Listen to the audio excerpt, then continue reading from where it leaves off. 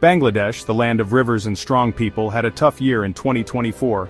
It started with money worries and the Rohingya refugee crisis. But the summer heat really made things boil over. Students started protesting about unfair rules for government jobs. On July 2nd, Dhaka University, a famous place for student protests, became a battleground. Thousands of students went out on the streets wanting a fair chance at jobs. The government reacted quickly and harshly. The police, along with the ruling party's student group, attacked the protests. It got violent fast. What started as a protest about jobs turned into a bigger fight against corruption, too much government control, and not being able to speak freely. Protests spread to other universities, and the government, not understanding how angry people were, used even more force.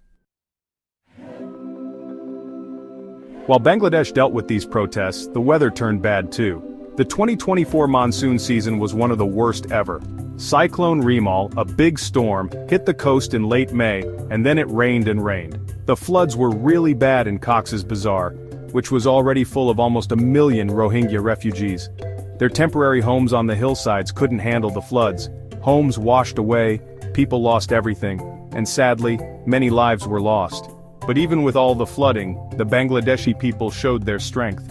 Volunteers, many of them students who were protesting just weeks before, went all over the country to help people and give them hope. By August, 300 people had died in the protests.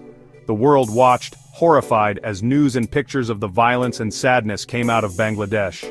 With all this happening, Prime Minister S.H.T, facing pressure from inside and outside the country, resigned.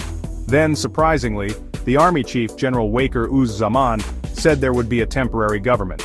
This new government, led by Nobel Prize winner and famous economist Muhammad Yunus, promised a quick return to democracy, justice for the people hurt in the crackdown, and a new focus on human rights. The new government quickly let political prisoners go free, asked international groups to come watch what was happening, and created a group to find out the truth about the crackdown. 2024 was a year of big changes for Bangladesh. It was a year that tested the country's strength, showing its problems but also its amazing resilience.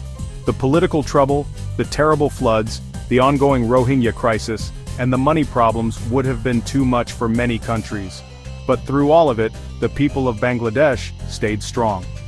From the students who spoke up to the volunteers who helped people in need, the people of Bangladesh showed how much they care about justice, compassion, and a better future. 2024 may have been a year of huge challenges, but it also showed the world how strong the people of Bangladesh really are.